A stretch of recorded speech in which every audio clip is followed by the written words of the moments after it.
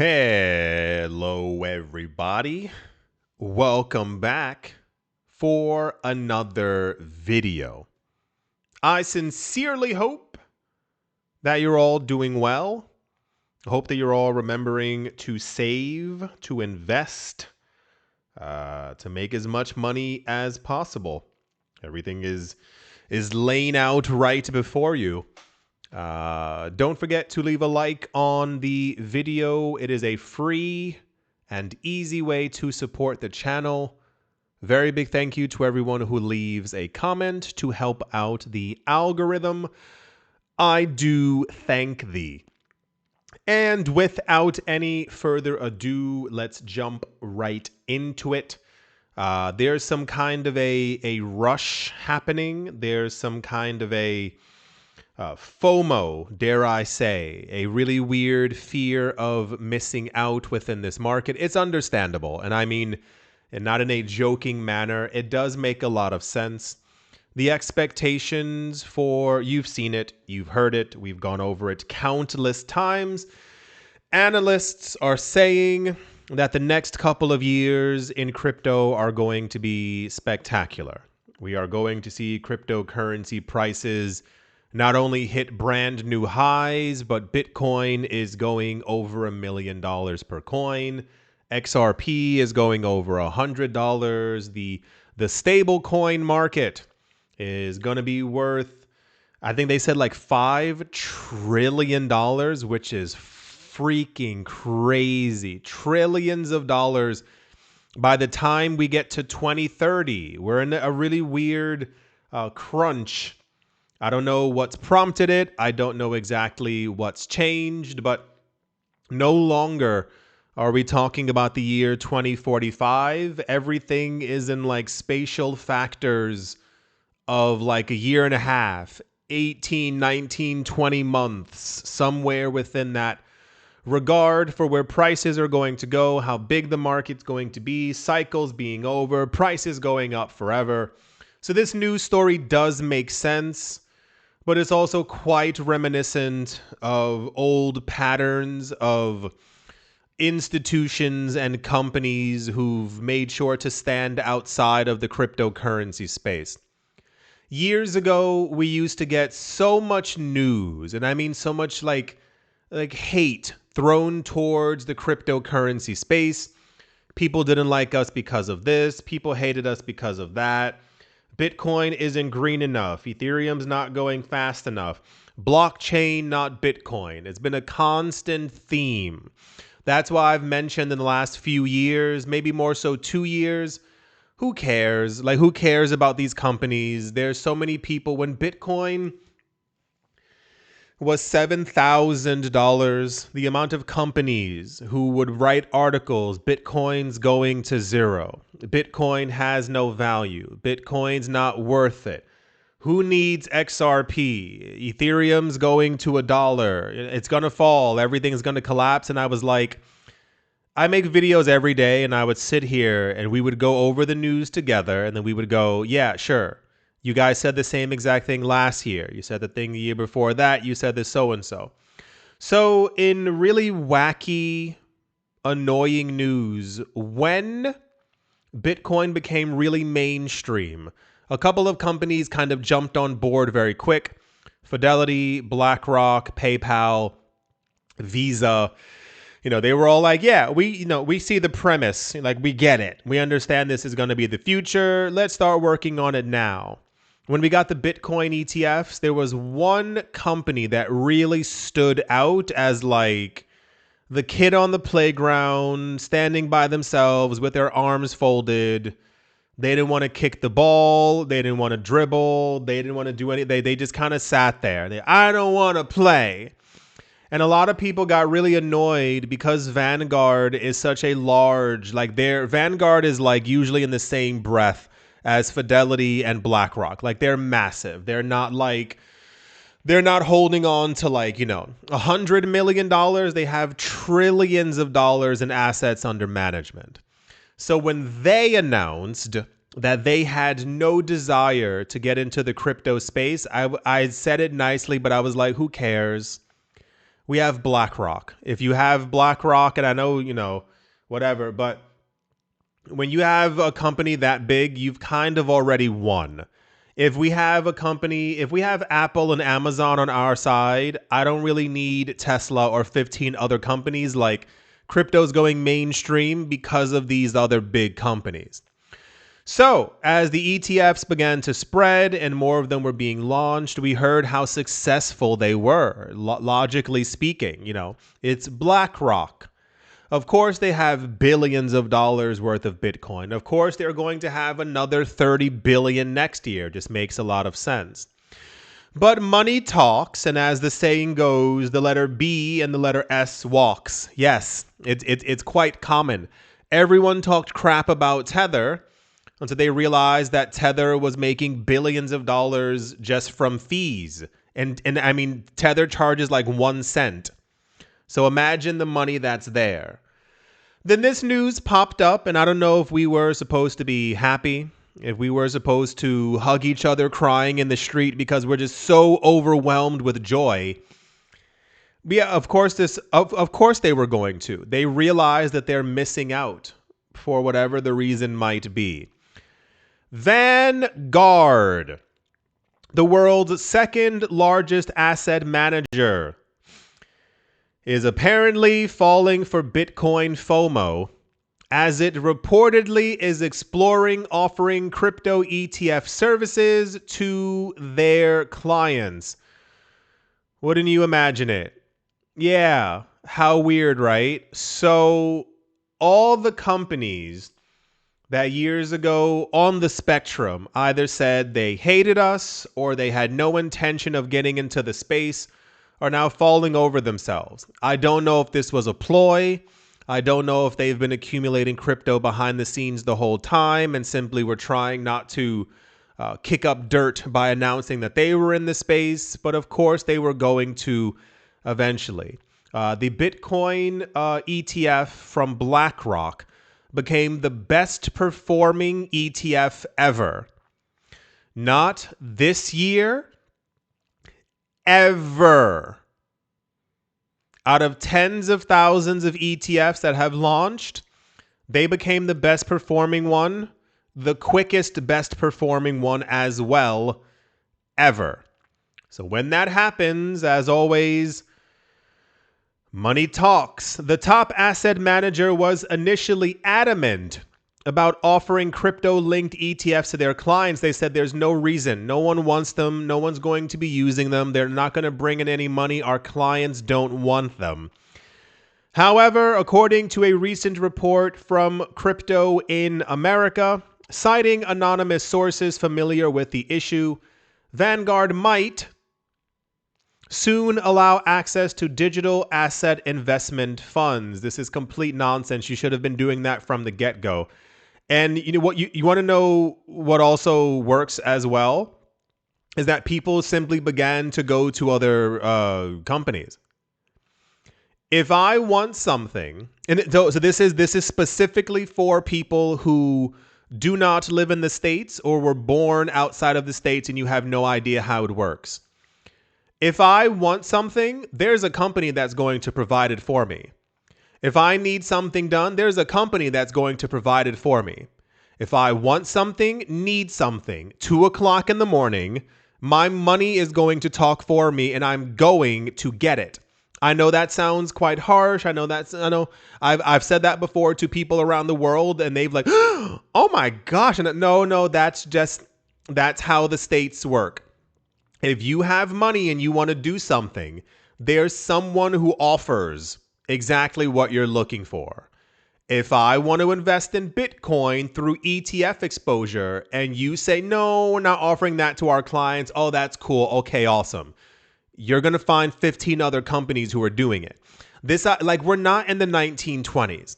I don't understand this idea of these companies being like, no, we're not going to offer it. Oh, Margaret, that's wonderful. Well, you know what? Who's going to offer it? Anyone else who wants my $38 million to put into this market. It just, what do you think you're doing? I understand you're Vanguard. I truly do understand. And I'm amazing. Awesome. But a side note, Vanguard's also in the States.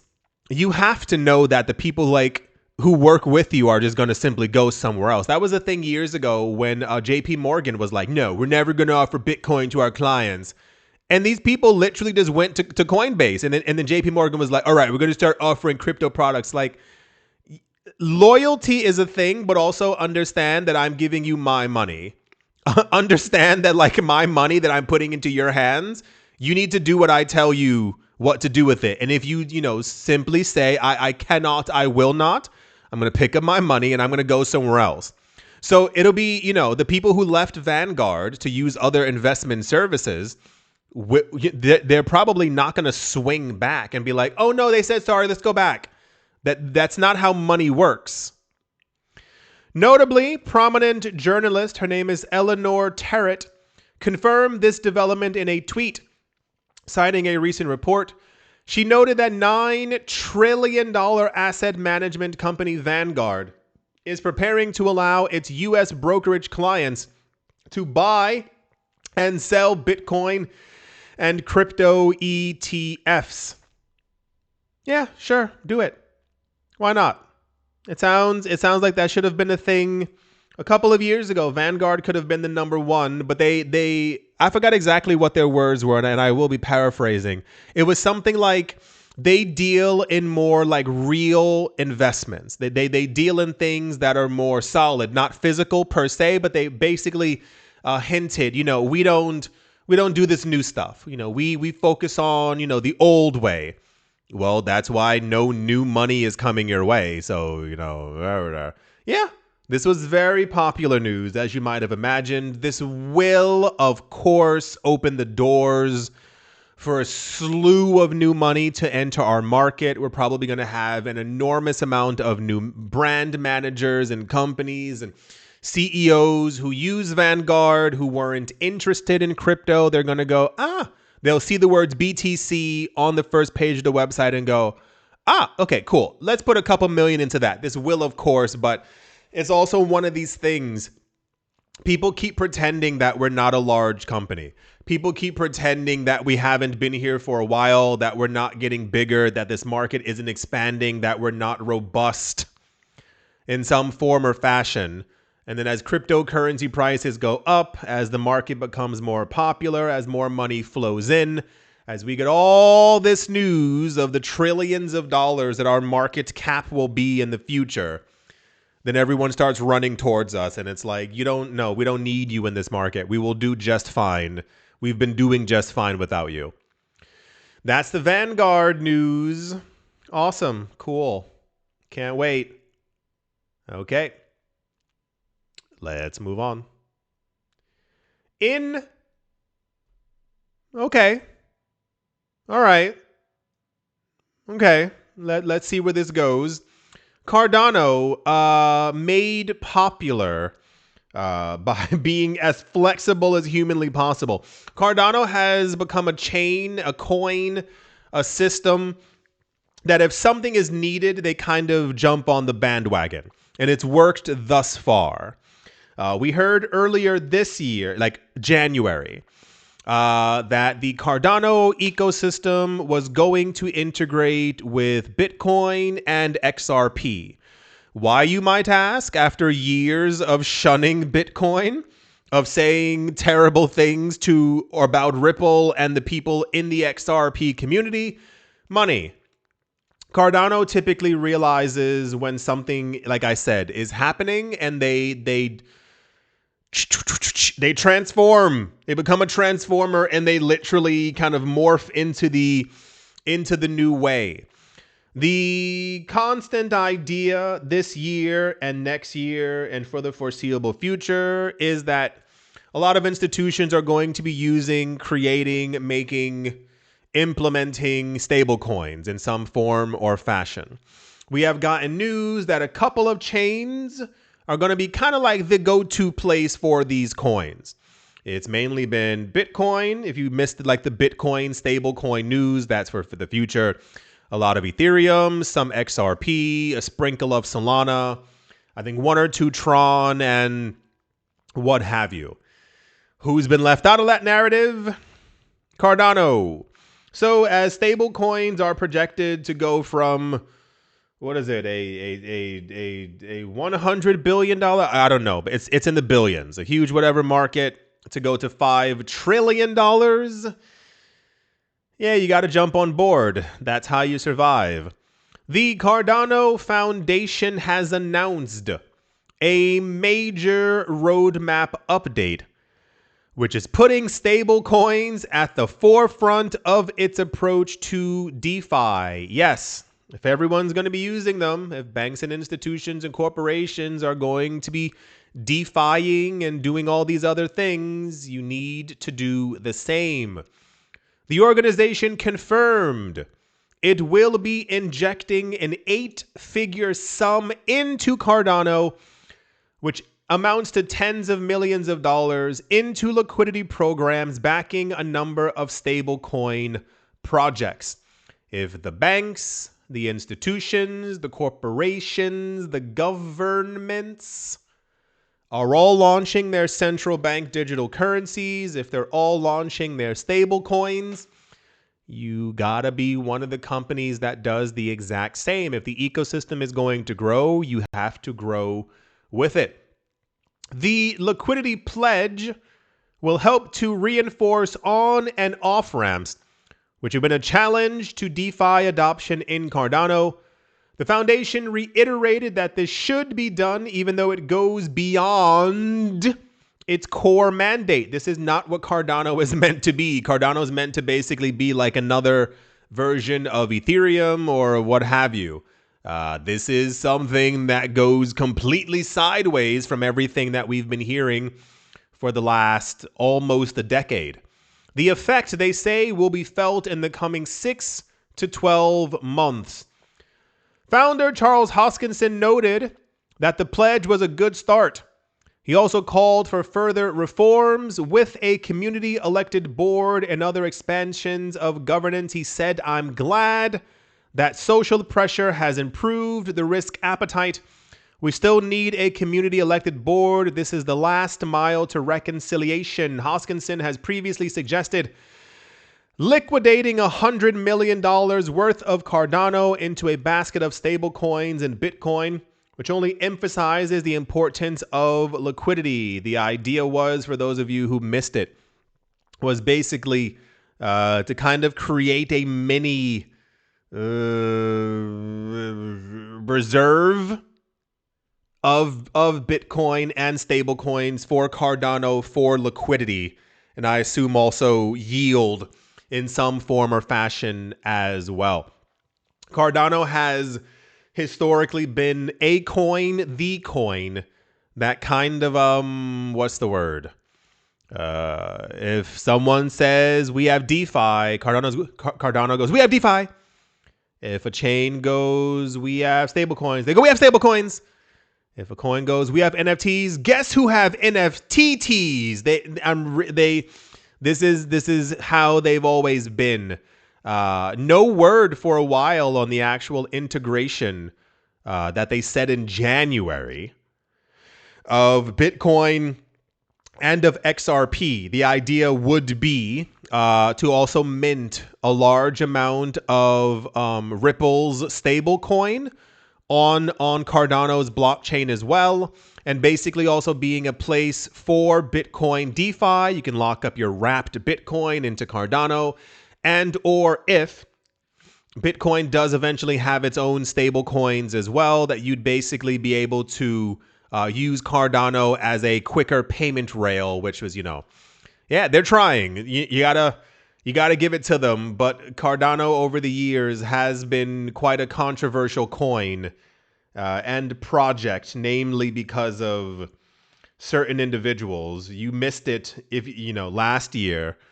Charles Hoskinson spoke bad about this project, and people who like Ripple are crazy. Anyone who's into Ethereum is insane. If you bought XRP, you're a loser. And then all of a sudden there's like a turnaround and he goes, yeah, cool, love Bitcoin, love Ethereum, love XRP. And it's like, what? Like, what just happened? So we will see. Cardano will probably organically move up in price with many other coins, but As I stated a number of years ago, we would eventually see a solidification of coins that become more popular than others. There are certain coins that investors are like definitely going to and buying and investing. And, even when you look at like ETF applications, you have, 45 for Bitcoin, 32 for Ethereum, 20 for XRP. And then you look over, so Solana has 4, Cardano has like 2 or 3. So yeah, we'll see what happens. I mean, all can go well as long as they play nice, but historically there's been some kind of an argument that always ends up making it really awkward in the news. Yeah, that's going to do it for this video, my friends. I do sincerely hope that you have all enjoyed the video. Hope you're all remembering to save, to put your money away, to invest, to try and become as rich as you possibly can.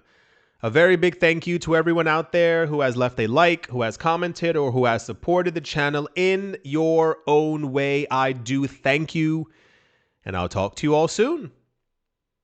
See you.